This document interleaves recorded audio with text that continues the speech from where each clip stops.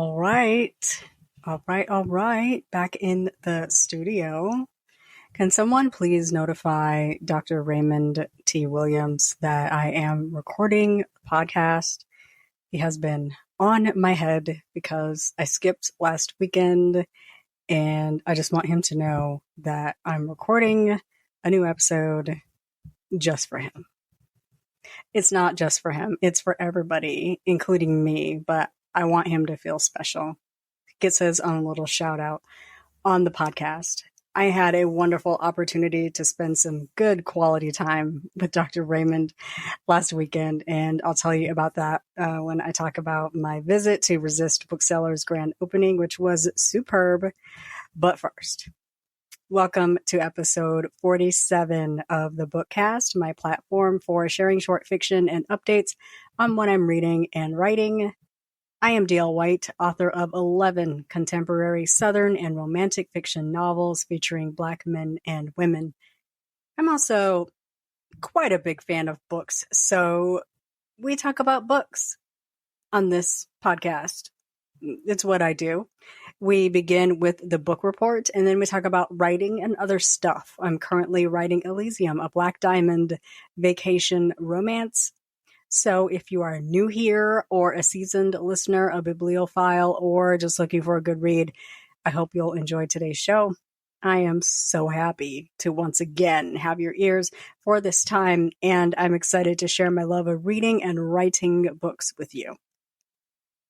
If you want to show your support for this podcast or for me as an author, you are so most welcome to do so. Please visit my support site at buymeacoffee.com/books by D.L. White.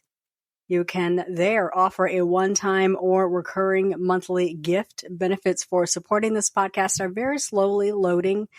I'm working on a new routine where I offer the Tuesday teas to the subbies on Monday, so a full day ahead of when it shows up on my blog, and you'll see that right on the Buy Me a Coffee website. You actually get it in your email, but it's also on the website, and it's only visible for people who identify as a supporter.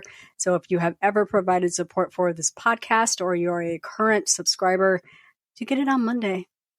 I am also creating a Discord chat where I hope to offer more insider perks like a monthly book chat, opportunity to ask a question to be answered during my weekly time with you, and more. I have one tier. It is $5 for a monthly show of support, and I'm ever so grateful in advance for all of your love and support for this podcast. The other way you can support is to buy books. Buy the books. Booksbydlwhite.com/books has all of the good stuff, including Dinner at Sam's. This is book 2 in the Rubies universe. I consider it more of a follow-up than a second book in the series. It's a follow-up or a second book in the series and not a true sequel to Rubies, though you will see the ladies from Brunch at Rubies show up in this book. Let me tell you about this book. Dinner at Sam's is, of the tropes, it's more of a forbidden cross-class romance. Let me tell you about this book. Vanessa Jackson is just trying to get her life together after her ex-husband abandoned her and their 2 young daughters. The last thing she needs is drama, but Warren Jackson won't let go of the stripper he rescued. All Vanessa wants is a divorce so she can move on, but Warren is determined to make it difficult. Enter Gibson Kincaid, the youngest and newest addition at prestigious Kincaid family law. Gibson has never done what his overbearing mother, Sylvia the Silver Shark, wants, and his rebellious nature may cost him his career. But when he meets Vanessa and takes on her divorce case, their professional relationship soon turns personal. As Vanessa and Gibson's passionate affair begins, Warren makes one last attempt to control Vanessa's life. Just when it seems Vanessa might finally gain her freedom, Gibson faces his toughest battle yet, convincing his mother to let him help the woman he loves.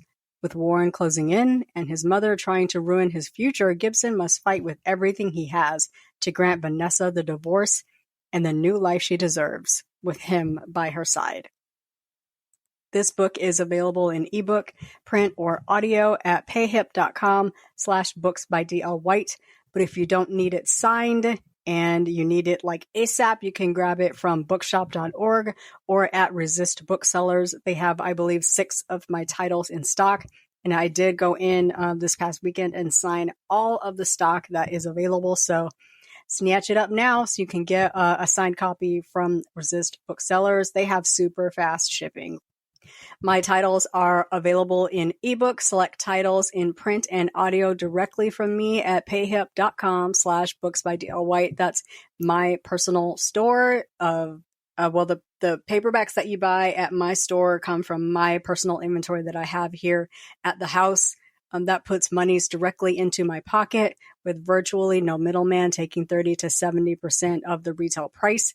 You can also buy ebook and audio direct from me, and those are delivered via BookFunnel. Prefer to buy them retail. All my titles are available in ebook wherever ebooks are sold: Amazon, Barnes & Noble, Nook, Apple Books, Kobo Books, Google Play. They are also available via subscription sites like Scribd and Kobo Plus. They're also available to request at your local library via Libby or Hoopla. If you don't see them at your local library, request them. Libraries buy books. Thank you for indulging me for that spiel. Today we will start with the book report as always. Then we'll do a quick and dirty rundown of 2 author-centered events that I attended recently that I want to share. And finally, we'll talk about progress on ELYSIUM. And y'all, the getting is good right now on that book.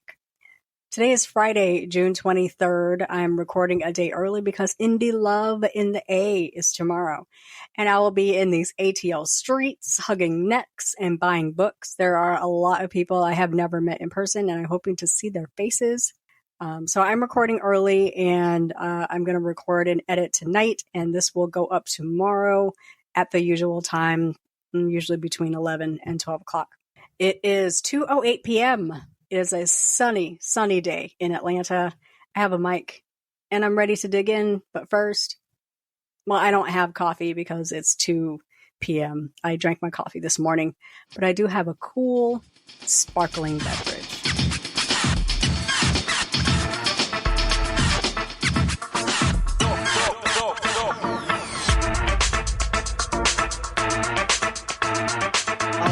All right. I should say that like Matthew McConaughey. All right. That's my Matthew McConaughey impression. It's impressive, I know. We begin as always with the book report because I am a book ahead, and let me tell y'all, it's funny to me. It's funny. I've read 89 of my challenge to read 100 books this year. I was literally 42 books ahead on my challenge, and I said, this is stupid. This is just stupid. Just raise the challenge. You're clearly reading a lot of books. So I raised my challenge to 150 books. I am still 18 books ahead on my challenge, but can't stop, won't stop. I want to say it'll slow down, but it won't. There are too many good books coming. I've been catching up on my indie authors, and I'm reading any vacation romances or long distance or online romances I can get my hands on while I'm writing this book. So I want to say it'll slow down, but it will not, because like every day, my favorite librarian, Robin, posts like 19 books that I'm pretty sure I need to read or I will die. So we'll see where I end up at the end of the year. I'll probably slide in right at 150, which is fine because I will probably slow down like around the fall. I usually hit a wall like in September, and then it picks back up toward the end of the year because all the holiday books start coming out. Picking up from 2 weeks ago, I have 6 books in the books. On the list are Yours, which is in the Kingstown series by author Shon. She's an independently published author. This was really good. It was a short. It was a novella. It is very steamy, very sexy. Really enjoyed it. I like her writing a lot. Loving State of Mind by Mycah Edwards was also another short. I believe she wrote it for some specific purpose. It was super short, like maybe 20 pages. Date for the Mayor by Aubrey Penn. Y'all know I'm a big Aubrey Penn fan. This was really good. I really, really enjoyed this novel. Then I read A Right-Worthy Woman by Ruth P. Watson, which was a historical fiction. It was all right. I enjoy historical fiction, particularly those that are based on real people. This one just, the writing didn't grab me. It was very dry. I think I gave it around 3 stars. It was all right. I also read Rooted in Love, a Sweet Rapids novel by Tay Russ. It is good to see Tay back in these self-pub streets. It's been a minute. I feel like she released a book like a few months ago, but like me, Tay goes long, like months between writing and releasing books. So it always feels like it's been forever. It's probably only been a few months, but we are not rapid releasers in these streets. So it is good to see Tay back out. This was a good read, also a really good read. And then I read Rich Waters, which is in the Jason Rich series. It's book number 2 in the Jason Rich series by Robert Bailey. I am really enjoying Robert Bailey. I said something very controversial yesterday, which may be of interest to my good friend, Dr. Raymond T. Williams, because he likes to pick on me because I enjoy John Grisham novels. I am unashamed. I'm quite proud. I'm an unabashed fan of John Grisham. Whether the book is good or not, if it's a Grisham book, I'm going to read it. I'm going to at least start it. I really did not like The Boys from Biloxi. It was long, drawn out. Could have been like, I don't know, 200 pages shorter. I don't know. I don't know how long that book was. I did not finish it. But it's a Grisham. I have to at least start it. I feel like Robert Bailey might be coming for John Grisham in my hierarchy of legal thriller authors. And that's saying a lot because it's just getting to a point where if Robert Bailey published a book, I'm going to read it. He's also up there with Robert Dugoni. The Roberts, they are vying for John Grisham's spot in my legal thriller favorites. And I am encouraging this cage match with my whole heart. Rich Waters was really good. This book does end in a cliffhanger. I don't care because I don't mind cliffhangers. But the next book doesn't come out till May, and I feel like that's wrong. Let's not pretend that I am not going to go ahead and try to get an advanced reader copy and then put off reading it until right before the book comes out. I just want to have it in my hands. I want to have it in hand. It was really, really good. I was up super late last night because I was just like, I want to be done with it. Let's just finish it. I had 2 to 3 chapters and I'm just going to stay up and finish this novel. So I was up till after midnight. I am normally into bed at 8. So I stayed up super late. So what am I reading? I still have Mules and Men on the list, which we are reading with the Black Reader Experience. Haven't started it. It's a very short novel. I really should just go ahead and get it done, but I haven't because new books are very shiny. Also still reading The Edge of Dawn by Miss Beverly Jenkins. I'm staging a protest because this is not a historical novel. It's a contemporary. And I really like the historicals a lot, and I just wasn't ready for this one to not be historical, and so I have not finished it yet. But I'm like 50% in. I'm going to finish it. I am going to finish it. I'm going to do it.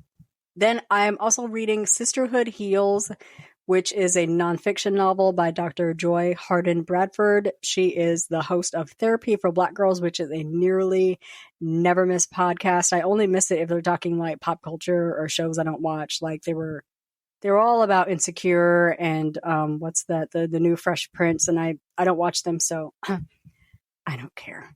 But if they are talking about like therapy topics, I'm all over it. I don't miss this podcast. I'm very excited that Dr. Bradford is releasing her first book, so I'm excited to get this one and support. I'm focusing on getting this one read so I can review it on or before publication day. The next book on the list, on the ARC list, is The Baby Swap That Bound Them. This is a Harlequin. I don't know what line it's from, but by Hannah Sheikh. It's Sheik. I'm going to assume that's Sheikh. I don't know if I'm going to get to this one. It looks like a short read, so I may try to squeeze it in, but probably not by pub day at some point next week. I will have this one read and reviewed. And then Murder is a Piece of Cake by Valerie Burns looks really good. I super enjoyed book 1 in this series, mostly for the Mastiff. That's kind of a main character in this novel. It is a cozy, which aren't my favorite, but if it's a cozy written by a Black person, I do try to give it a chance. I am enjoying this series, but I may wait for audio on this one. Usually it's up like same day. If I have a credit from Libro.fm, I might use it.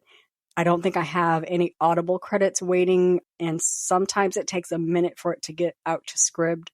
So we'll see. I may wait on audio for that one just to give me time to read Sisterhood Heals, to dig into Mules and Men, and finish Edge of Dawn. The Baby Swap is probably not going to be released in audio. Harlequin doesn't do much audio for their releases, so that's going to be a page read, or I will have Siri read that one to me. I'm also participating in the Blog Blitz tour for my friend Delaney Diamond. She has released her Quicksand series ebook box set. Look for a post on my blog this week to promote that series. There's going to be a giveaway tied to this Blitz, so stay woke. Keep those eyes peeled. But if you need that box set now, head to DelaneyDiamond.com, scroll to the books, and choose the Quicksand series in the drop down. It's available via her online store and at major retailers, so snatch that up and enjoy. In other news, I want to wish a happy belated birthday to my friend Sharon C. Cooper. Sharon always has something awesome in the wings, so keep your eye on the Coming Soon tab on her website at SharonCCooper.net and join her newsletter because we're always the first to hear about new releases and free books. I know she has a giveaway going, and that's not linked anywhere except for her newsletter, so get on that newsletter list. Want to get on that if you are interested in her work. Her Atlanta's Finest series is awesome. Also, her Jenkins Family series is great too. And she has some fun rom-coms through, I think, Berkeley. In It to Win It was good. I forget the name of the other. I should have really looked these up. But she has 3 really fun rom-coms that are out. And you want to snatch those up right away. Happy birthday, Sharon. Okay, switching to appearances. So last weekend, I participated in the Resist Booksellers grand opening. It was such a good time. It was like really a really good time. I'm so impressed with the retail space. It's a beautiful store, gorgeous colors that pop. The staff just was smiling all day, so helpful and attentive. Signings all day. I got to meet Jamila Minix, Rob Youngblood. Who was I sitting next to? I was sitting next to Lamar Giles. I also got a chance to meet Chelsea Lockhart in person and Danielle Allen in person. So that was tons of fun. Had a really good time. I'm going to say Richmond, Virginia, Petersburg in particular, owes me a good time. I got into town on Thursday. Super quick rundown. I got into town on Thursday. Checked into my hotel room. The system already wasn't working well, so I didn't get my room on the 5th floor like I wanted, but whatever, it was on the 4th floor. I had dinner with Danielle Allen, which was super fun. Always love talking shop and meeting authors in person. So that was great. Friday, I kind of hung out. I got in some reading and some writing. Then I went to grab lunch super quick at the Wendy's just right across the way. And I wanted to be well rested for the book signing, so I was like, let me get some lunch. I'm going to chill. I'm going to write. I'm going to read. Got all like set up, and then like the skies got really dark, and I was like, oh, it's going to rain. Oh, this is going to be awesome. So I'm like kind of all snuggled up, and I got my drink and my chicken nuggets and whatnot, and it started raining, and then it started storming, and then the wind like completely kicked up, and it was visibility 0. Nothing. I could not see anything out of the windows. That wind and the rain was furious. It was a furious, severe thunderstorm. It was hailing, it was windy, it was raining, and the lights start flashing. And I'm like, oh, the lights aren't going to go out. It's a hotel. The lights went out in the hotel. No power in the room. So I'm like, okay, maybe it'll pop on like an hour later. An hour later, still no lights. This was like maybe 3 o'clock. An hour later, still no lights. 2 hours later, still no lights, no power. So I called down to the front desk. I mean, the front desk has power. I'm like, hey, do you know when the power is going to come on? She's like, oh, probably not anytime soon.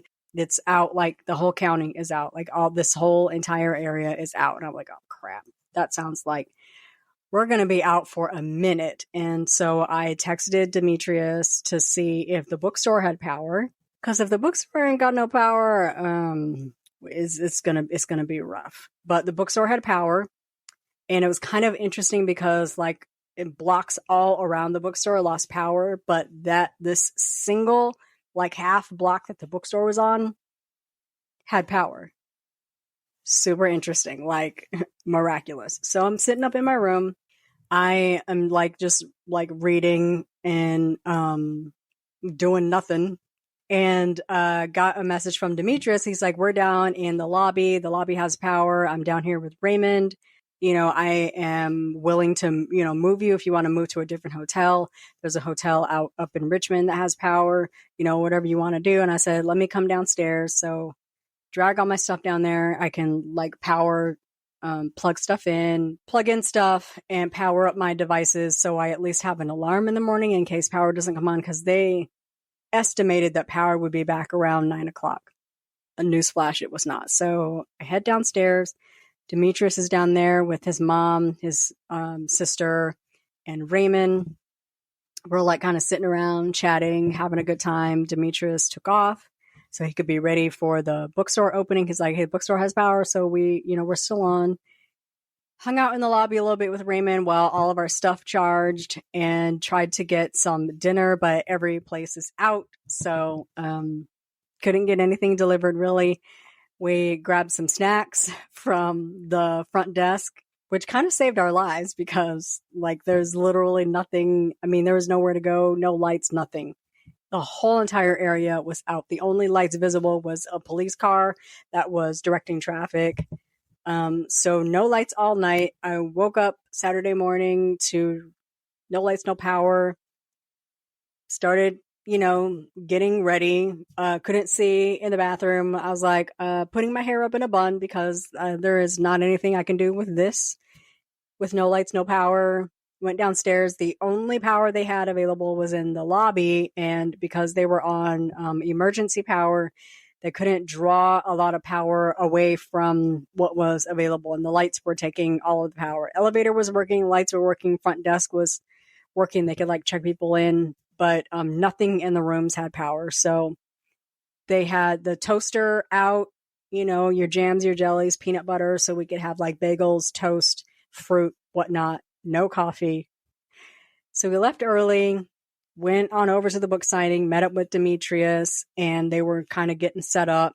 Raymond and I walked over so I could get some coffee. It was very important in my life to have coffee. The day started around 10:00. There was a huge accident, so that was delaying people. But we started up around 10:00, had the grand opening, head over to the Resist Booksellers site or their Instagram. I think they have some videos of the beautiful rendition of the Star Spangled Banner and the Black National Anthem. Both really great.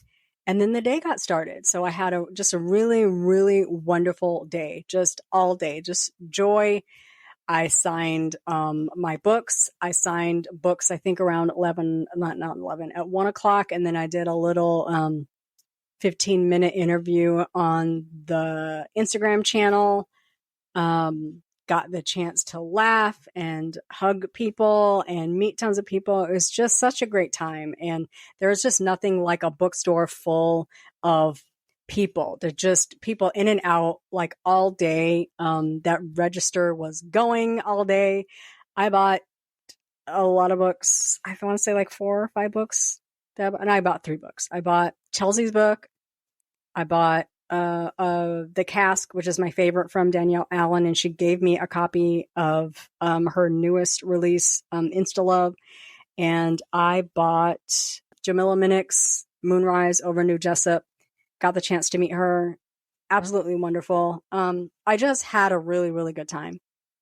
Saturday night, got back to our room, back to our hotel. The power is back. Praise, praise. Got some dinner ordered, and I was exhausted. I had been on my feet all day, running around, all the adrenaline from the bookstore opening.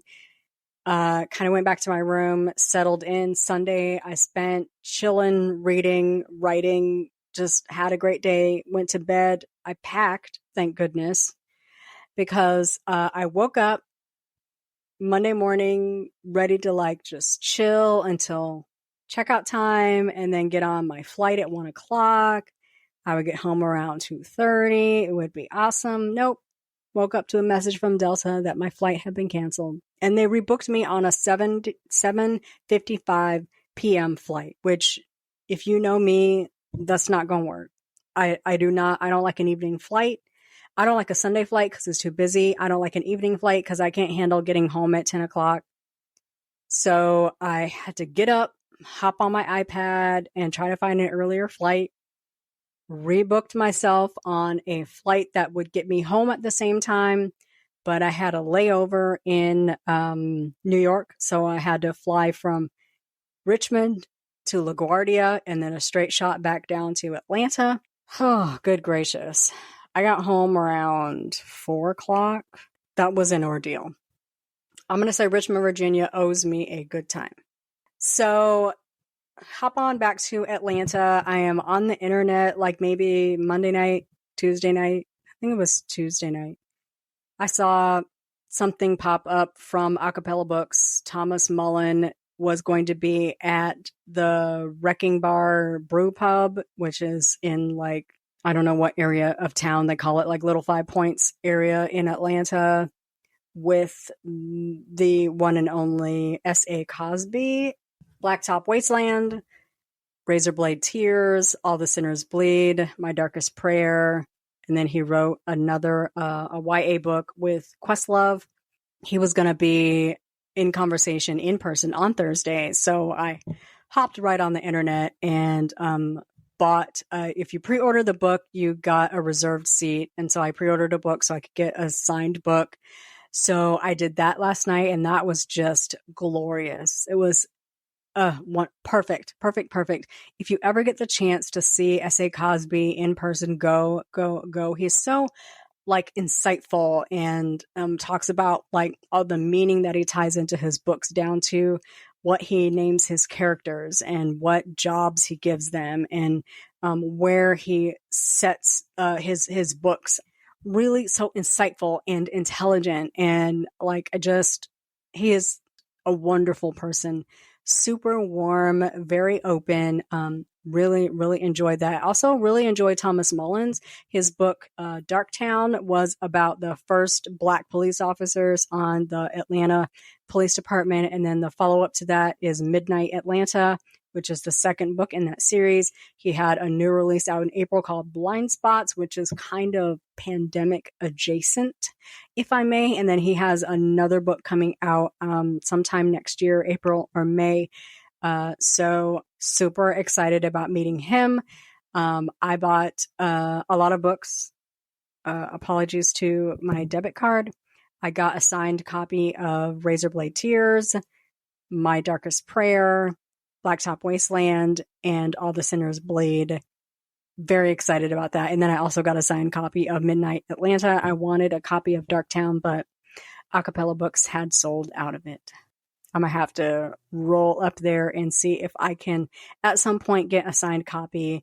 It won't be the last time I see Thomas Mullen. He lives in Atlanta. So the next time he's doing an author talk, I hopefully, fingers crossed, he will have copies of Darktown. I would love to get a signed copy of that. Both books are excellent. I always suggest, if you're going to read Darktown, which is, again, about the first Black police officers on the Atlanta police force, you should also read Coptown by Karen Slaughter, which is about the first female officers on the Atlanta police force. Super enjoy both novels.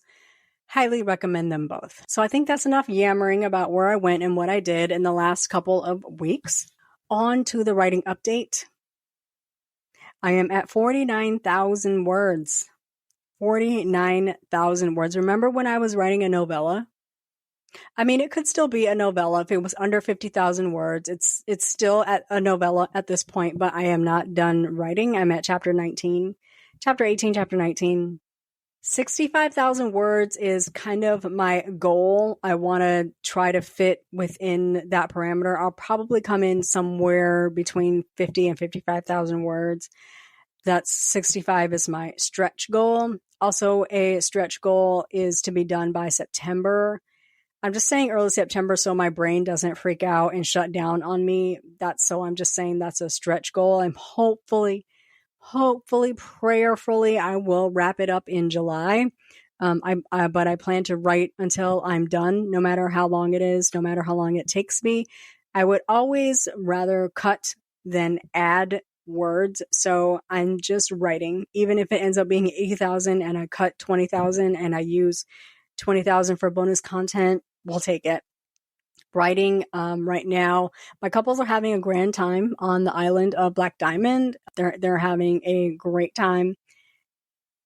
I'm writing the last scenes of the vacation. I think I have 1 to 2 scenes, and then Athena returns home, and things will be in sort of a limbo between Vance and Athena. They both have decisions to make that will impact what steps they take next. They are both at the beginning of the next chapter in their lives. Vance just turned 49.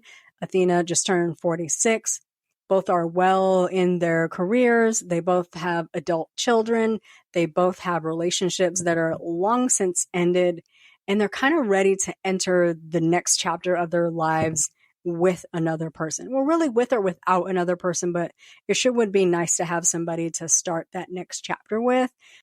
I am kind of writing this precipice for both of them where they both have to decide what they're going to do next. And their relationship has a whole lot to do with what comes next for them.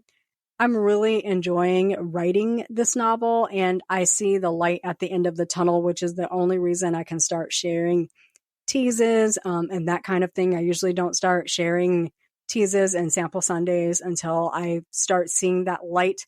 I don't know if I'm going to start doing sample Sundays because I am currently doing the Tuesday tease, which has been nice. I don't want to overload and I don't want to share too much. I want the tease to be just enough to whet the appetite. I'm no longer worried about what the sample is going to look like because I read a few books lately that begin with some cheek clapping. So I am not so nervous about what that sample is going to look like. There's a book that I did not mention in my wrap up, and it didn't show up in my Google, not my Google, but my Goodreads list.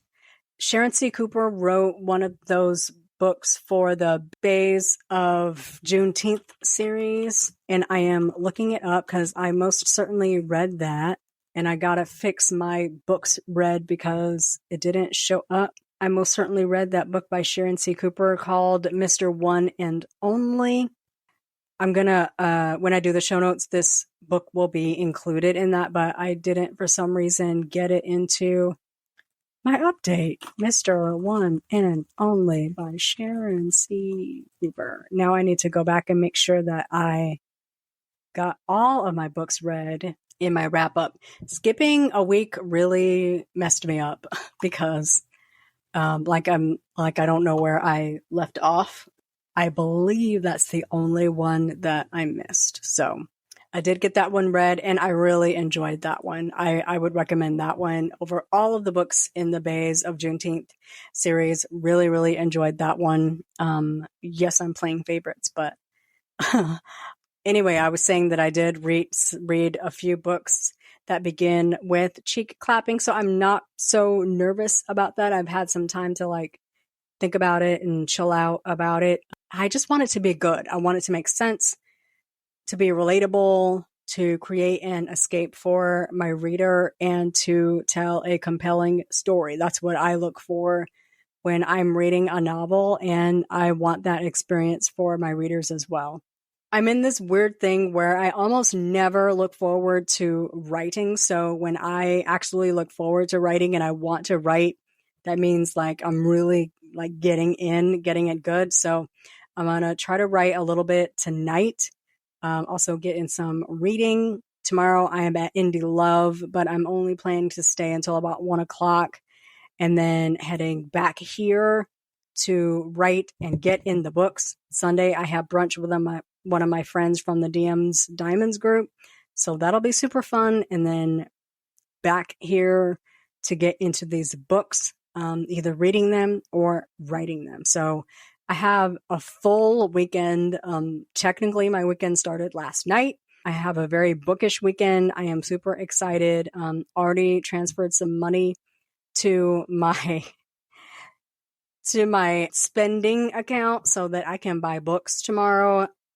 Thinking through my list, and I am looking through my little rundown to make sure I don't leave anything out. I think we are good. So, just adding Sharon's book to my list. We're doing it live, people. Okay. I believe that brings us to the end of today's episode. 40 minutes of me yammering about stuff. Thank you for joining me for another episode of the Bookcast. It's been a wonderful time. I will be back next week with a reading update and a writing update. Please enjoy this weekend. Have a superlative week, and we will chat again next weekend.